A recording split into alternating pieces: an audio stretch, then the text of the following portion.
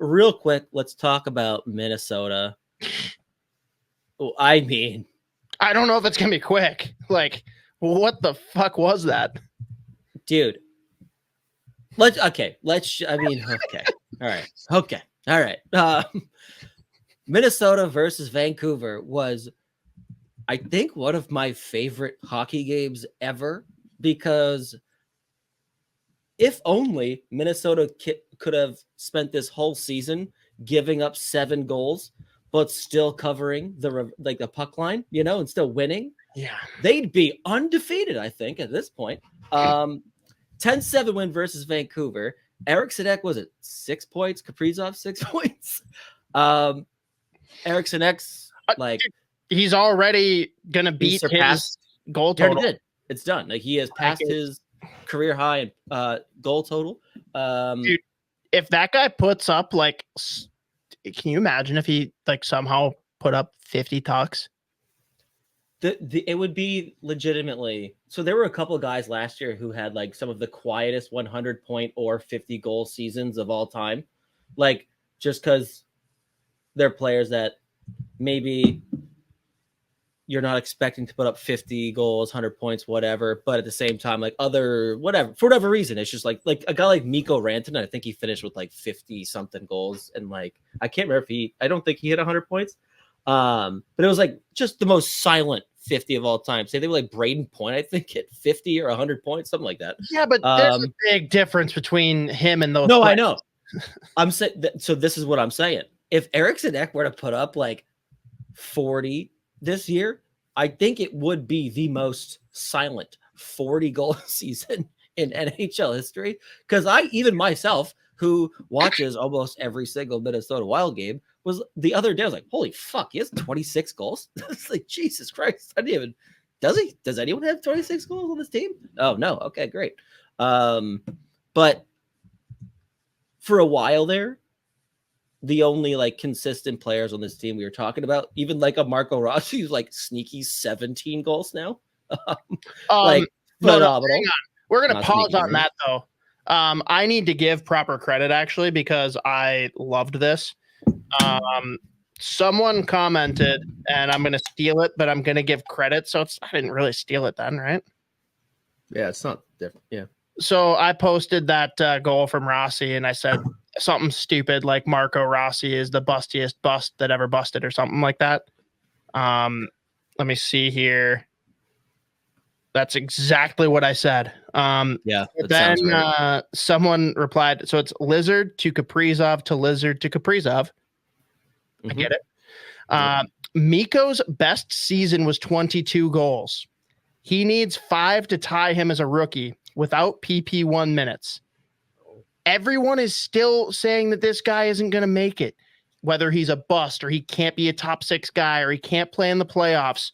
Let that sink in, that Mikko Koivu, who you all revere and wanted his jersey thrown up into the rafters, his best season was 22 goals, and Marco Rossi is going to surpass that as a damn rookie. Mic dropped. I'm going to leave, drink some more beer. And that does it. Thanks for tuning in. Outrageous, though. Yeah. I mean, it's funny. This all started as a Joel Eriksson tire pump, but Joel Eriksson too, right?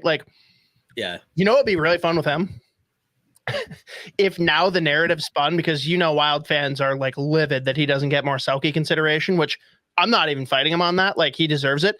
Now watch them be no, he's not a defensive player. He's an offensive guy.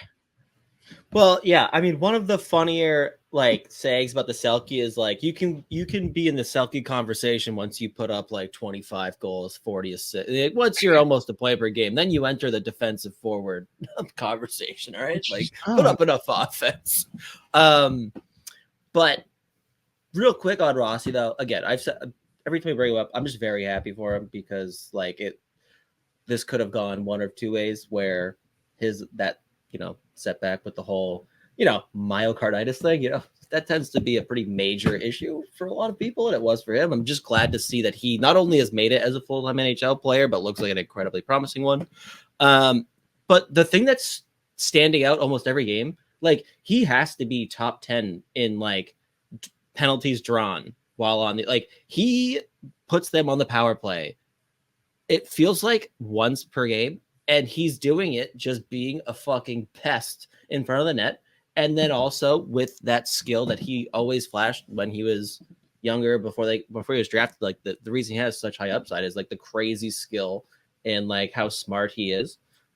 He's not the quickest skater in the world, but he is able to beat people wide with his skill, and he draws a ton of penalties. So I wanted to bring that up last. I feel like it was last week we were talking about Rossi for a little bit, and I meant to actually bring up like he's drawing an insane amount of penalties and putting them on the power play constantly. So shout out Marco Rossi. But this all started talking about Joel Eriksson. I need him to hit 40 because it's the funniest.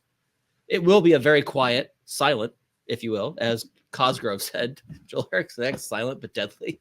Fucker. I need him to hit 40. It's just a very funny 40 goal player to me, where he's just how does he score goals? Basically being a dickhead in front of the net and pissing everyone off. It's pretty much his go-to. It's just like, let me just wreak havoc in the crease. Just like score goals. That's it. So love that for him. But my God, that game was like, it looked like they were about to lose 10-0. And then was it the second or no, it was the third period that they just were like, what if we scored 5 goals in like 2 minutes? What if we just did that? It's one of those games where it's like they're showing the highlight of the last goal, and then it goes to real time and the horn's going off. You're like, what the fuck happened, dude? I can't wait for the replay because I have no idea what happened. Well, but my God, that was insane. That game was legitimately out of control. They fucking gave up 7 goals and won by 3. That is a joke. One of my favorite games. It's just nonstop action. Could it have been better though? Like this was the perfect day for the President's Day matinee 1 p.m. game, because I'm sitting here like watching during work and I'm like, oh fuck, it's like 5-2. Like, all right, I'm gonna like super casually tune in, and then all of a sudden, bam, bam, bam, bam, bam, like right as I'm like trying to get away from the game.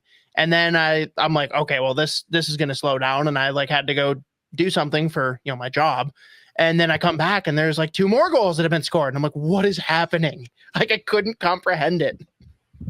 It was legitimately insane, specifically because I was like doing work, like literally right here. And the game is like here. And I had headphones in, so I would look up and I was like, man, this has been a really long like celebration for this goal. I was like, what is it? Oh fuck, they scored 3 times. I was like, oh shit. Fuck, dude. But all of that to say, really, the past couple of weeks we've been pretty firm and like they are definitely going to do the thing where they like fight for a playoff spot and miss by whatever, like 2 or 3 points. With how the rest of the Western Conference is shaping out, now I'm of the opinion that they have a decent chance of sneaking in.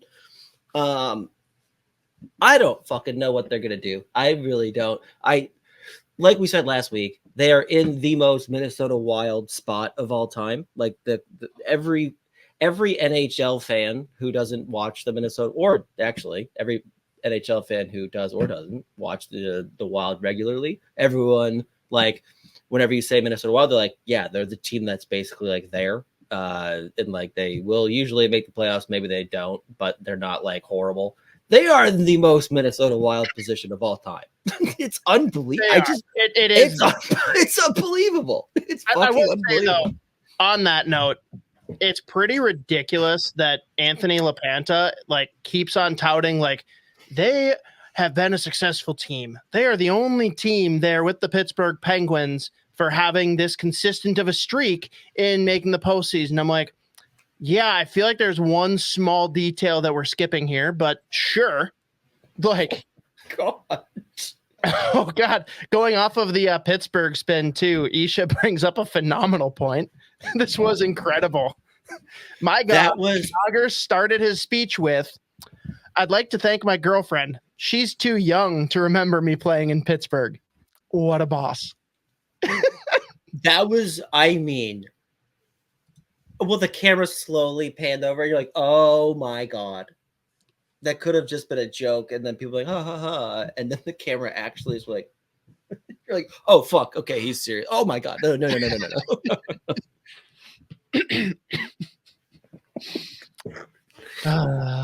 Moving on. That is a wild comparison, though. That is a wild comparison. Legend. But yeah. Oh God. And then of course people's natural reaction. Who's that like NHL watcher or whatever? The guy that like does all the quotes from 32 Thoughts. He comes in, he's like, yeah, right. Jagr's a top player that's ever played. If you have a game 7 on the line, you're taking Gordie Howe or Jonathan Toews or Patrick Kane over him every time. I'm just like, what? Such a weird reply, by the way. Also, I'm sorry. Like, I feel bad. Actually, I don't feel bad anymore because he's a piece of shit that covered up everything that happened in Chicago. But like before that, I felt kind of bad because like Jonathan Toews never did anything to me besides play for North Dakota. So yeah, no, screw him. But like the hard on that people have for him, and if you're a Blackhawks fan, whatever, like I'm totally cool with homerism for your captain that won you 3 cups. But anyone outside of Chicago that is stroking this dude off as like the best playoff center that you've ever seen, he can't even sniff Sidney Crosby's jock. I'm so sorry. It's not even fucking comparable. Yeah. No, I mean, it's crazy. We've said it before with Sid's longevity and how he's pretty much just been like filthy forever. There's like, at one point it was insane to say, but now it's kind of like, oh yeah, no, people just don't appreciate Sid as much as they probably should. He might be like one of the most underrated players I've ever seen in my life. In the conversation for Mount Rushmore, I don't know that he quite scratches that, but undoubtedly top 10, very arguably top 5. Yeah. Oh yeah, absolutely. And imagine if he didn't lose like games due to concussion issues. Think about how close we were to losing him altogether from the sport. Like, obviously, like, I like the Penguins. I would have been, like, devastated in a different way. But, like, dude, if Alexander Ovechkin had injuries like that when he was 26 and he was out of the game, as a Penguins fan, I wouldn't have been happy about that. Like, that's not good for hockey. The guy's electric. I want to see these good players play, as long as they're not on the Rangers. Right. Yeah. Cosgrove comes in. This is one of the greatest Jagr moments ever. Remember when Jagr hooked up with like a 21-year-old hot chick? Like, you're going to need to be more specific. And she took a picture of them in bed to try to get money out of him. He was like, I'm not married. Go nuts. I'll look sweet.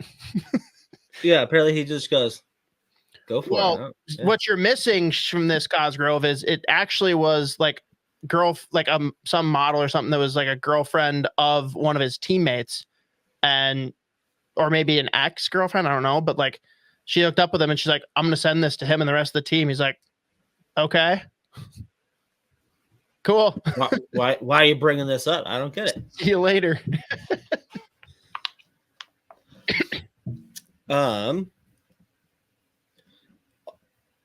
Man, all right. We just like took a ton of different tangents. Anything else exciting about the Wild? I don't know. Oh, man. We did come back to reality immediately the next night. Like, saw the other side of Minnesota. Yeah, that game against Winnipeg absolutely sucked. Except for Middleton being a psycho, which I love. I loved. First of all, it was fun. Like, it was funny because I mean the hit, I guess, if you want to call it that, on Scheifele, like, was the most obvious, like, unintentional. He was not trying to, like, run him into the boards from behind, whatever. And it's funny because, like, you can see the camera, like, it goes right on both of me. He's like, yo, dude, like, are you all right? Like, my bad. And you can see Scheifele, like, yeah. Scheifele literally goes, yeah, dude, you don't worry about it. And then the thing was, the best part of the video is Logan Stanley must be like over in the corner, far away. Like, hey, Jake, wanna go? Like, I think not even in the frame. Hey, Jake, I think your ass looks fat in the sauna suit. And Middleton stands up and the definition I use when I posted the video, I used the word scurry, and that's the picture. They should replace whatever the dictionary definition is. Like they should just put it that a gif of him be like, and just he literally like was so excited. It was unbelievable because like he started in a very bad position in that fight where he had no grip, and Stanley had him strung out, and Middleton, and this actually happened, fun fact, that same like fight scenario thing happened where like Hartman 4 or 5 years ago was fighting Brendan Dillon when he was on Washington, and Dillon had him like completely strung out to the point where Hartman had no hands on, and he like was just like doing like dodging punches, and then did the same thing Middleton did where like ducked one, grabbed hold, and just went left right to the face. Stanley folded. Like, I mean, I couldn't even tell if he actually got him at first, but then I watched like the replay again. I had to slow it down myself because there were no good slow motion replays of that fight. And then I like slowed it down for myself. I was like, oh fuck. I was like, oh my god, dude. The way he went unbelievable. Down, he connected. Yeah, it would appear that it hurt because he immediately folded, dude. Middleton rules, but again, the fight was great, but him legitimately scurrying, so excited. Like he was so excited. That could be a new segment. Scurry of the week by SpokedZ. Yeah, exactly. But yeah, that was fucking unbelievable. But yeah, game as a whole was just Jesus Christ. It was the epitome of their season. It was like, oh, they're doing these good things. This is exciting. Oh, here we go. Okay, this is more like the team that we expected. They have like one performance. Like, all right, fuck, never mind. Maybe we were wrong again. But yeah, no, just a tough game in Winnipeg. But speaking of Winnipeg, Declan Chisholm, though, we have to talk about just Declan Chisholm real quick. Mm-hmm. Points in both games, scores in his debut. That obviously got spoiled at the end there. What did we say, dude? Like, this is a good player who was excellent in the AHL when he was able to actually play. You know, in Winnipeg, he was traveling with the team. It was like their 7th D-man, but no one got hurt, so he was stuck just hanging out in the press box. He's almost a point per game AHL defenseman. And even before he scored that goal in his first game, there were so many plays where he was doing the things that make him so good, where like breaking pucks out, even just he actually made a couple of real nice defensive plays as well. But like the puck moving ability, he's an excellent skater. And like some of the decision making and how like cool he is and calm on the blue line, like under pressure, not just gonna like dump it in, but he will make that pass. I really, really was excited when they picked him up at the waiver or picked him up on waivers. What a player to get for like an NHL ready defenseman. So like you can continue. Now you have a young NHL D-man. You can continue. You don't have to like worry about bringing up any of these young guys in Iowa that are not ready to play in the NHL on a full-time basis at this point. You get him for free. So I love that. So I was excited when they picked him up on waivers. I think he looks solid right now. I think he played almost like 18 minutes or so. And it didn't, the game sucked against Winnipeg, but it was nice. They picked Chisholm and they scratched both Merrill and Goligoski. So I mean, like, it's a win-win. So that's part of my complex with it is I'm so conditioned now with how the bottom part of the blue line has looked. Like, is it that Chisholm's good, or is it like I'm just like, oh wow, that's notably better than what was there? Well, yeah, the thing with Chisholm is like, of all the I mean, like, there's pretty much every area of being a defenseman was like absent between this season between Merrill and Goligoski. Like, there was just so few things that were going remotely close to well. Something as simple as Declan Chisholm being able to retrieve pucks, avoid forecheckers, and break the puck out with a clean pass. I was like, oh, I'm almost emotional that like a guy on the third pair can do this. Like, this is so nice to see. So like, just little plays like that, where like you're not immediately like getting forechecked to death, and then you lose the puck, and you know the opposition has just like an extended ozone cycle, and you're just all dead tired. Like it was so nice that it was just like that was easy. So again, I really like him. I think he's ready to be an NHL defenseman, especially like if you're going to play on a third pair. And like it sucks now too. Like Bogosian has actually been better than I thought he would be. I'm nervous about all this talk about the extension, but of course now he's also hurt. God damn it! So now Merrill or Kolakowski will definitely be coming back in. So that was short lived, but whatever. I'm not gonna harp on that right now. I just wanted to throw it out there. Declan Chisholm looks great in this short little stint here. Again, NHL ready. He does a lot of the things well that were getting you in trouble with your other defensemen. So very good start for him. And very happy that he just immediately got on the board. Like first game, first goal. Very happy for him. So there you go.